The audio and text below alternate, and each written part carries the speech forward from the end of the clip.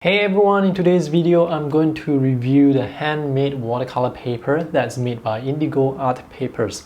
Now here in front of me is a customized sketchbook that is filled with that watercolor paper. I bought the paper on Amazon and passed the paper to these guys at the Society of Physical Disabled here in Singapore to commission them to make this sketchbook. So this sketchbook, it's not available for sale online, but the paper is. This is how the paper actually looks like. They come in individual sheets. They are sold in packs of 5 or 10. They come in different sizes and there are different paper weights that you can choose from.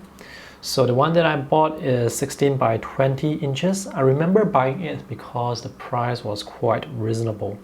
Anyway, I'll put some links in the video description below to where you can find out more information as well as the pricing. Also in the video description below is a link to their website. So this company is called Indigo Artpapers.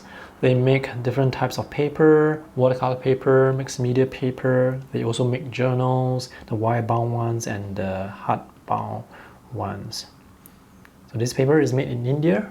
In this video, I will also be comparing Indigo Artpapers with Khadi Papers, which features handmade watercolor paper as well, and also Archers and some other brands of watercolor paper.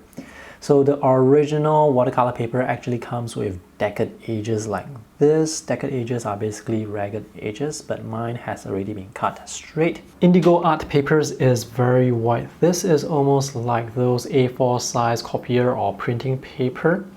So this is Khadi Papers, it's a bit more creamy. This is Archers, a bit more creamy as well, a bit warmer. This is fluid watercolor paper. This is off-white, but not as white compared to this. So some people actually prefer to paint on off-white paper rather than on bright white paper, and this is, I would consider, bright white. The paper at the time of this review only comes in cold press, and there is a front and back to the paper. So the front has more texture and the back it's slightly smoother. This is handmade paper, so you're going to see some imperfections. It says on their website that this paper is engine sized with quality additive. I'm actually not sure what that means. It's also tub sized with gelatin. So this paper is treated for use with watercolor paper and it's able to handle watercolor really well. And the colors, they really appear very vibrant on this paper. The paper weight that I have here is 300 GSM and it's actually very thick. So I can paint on one side and on the other, and when I scan the pages, I won't see any impression from the opposite page. So the paper is that thick. Now this paper is acid free, so it should not turn yellow with age. This paper is able to handle pen and ink very well. Inks do not feather, they have very sharp edges on this paper. Take a look at the texture here, it's very beautiful. If you are using granulating paint, you are definitely going to see more texture. So this is Mayan Red and this is Mayan Blue Genuine. When you're painting across a large area, sometimes you can see the pattern of the texture, it's quite noticeable. So here it looks like there is this grid-like pattern. So this pattern, it's actually noticeable throughout on this page.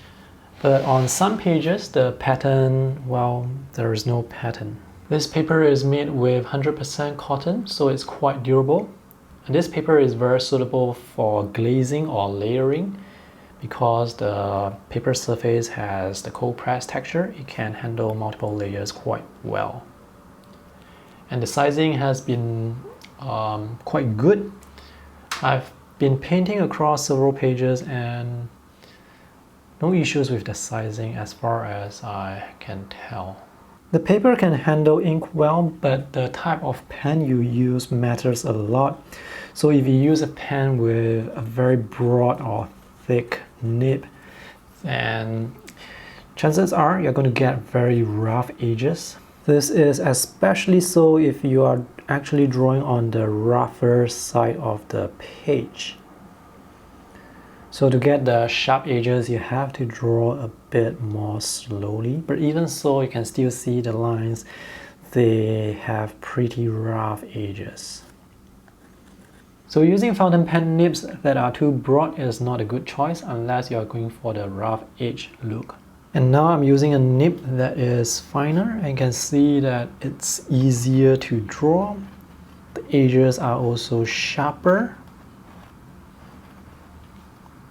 It's easier to draw because this paper, or at least this specific page here, the texture is quite rough. So if you are using a broad nib, the nib will not be able to get into the tiny valley of the paper. But with finer nibs, you can do so. But still, you would have to draw a bit slower to get the sharp edges. Can you hear the pen nib on the surface of the paper? So that's how rough this paper can be.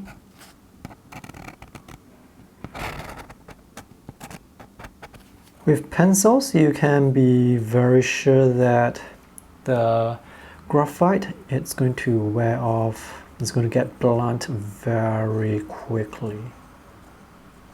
And now let's see how good this paper is with wet on wet. Oh, I think I used the wrong ink here, and I accidentally dropped one drop of ink on the guy's face. Anyway, no issues. So let's see how good this is with wet on wet, whether the colors can blend softly into one another or blend into the white of the paper. So this is actually not bad. So I can charge in some color when the wash is still wet.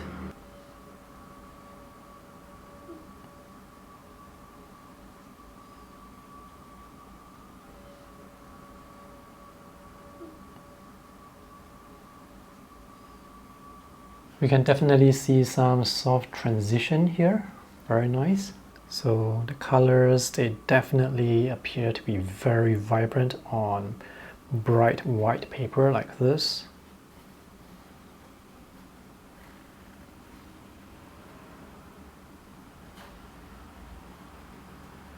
There is some soft transition here as well, and notice the pattern on the paper. This is also quite noticeable. This paper doesn't soak a lot of water, so the paint actually dries rather quickly, which is good for glazing, so you don't have to wait too long for the paint to dry before you add in the second layer. The quality of handmade watercolor paper by Indigo Artpapers is very good. It's able to handle heavy washes really well. There is definitely going to be some buckling, but the paper is thick enough, so buckling is at a minimum. And also it handles wet on wet techniques really beautifully. In terms of quality comparison with khadi papers, I would say they are equally matched, just that Indigo Artpapers, this is more white, this is a bit more creamy. And for Indigo Artpapers, you can only get them in loose sheets, single sheets, but for khadi papers, you can get them either in single sheets or in sketchbooks like this. So this may be a bit more convenient if you're looking for a handmade watercolor paper. So why use handmade watercolor paper when you can get paper that's pressed perfectly by rollers or machine? Well, maybe the question is not why, but why not? It's always good and fun to try out new materials. Who knows, maybe you like handmade paper more. Let me know in the comment section whether you have used handmade watercolor paper before and the brand that you have used and whether or not you like it. I'd love to hear from you. So thanks for watching today's video. I hope this is helpful. See you in the next one. Bye!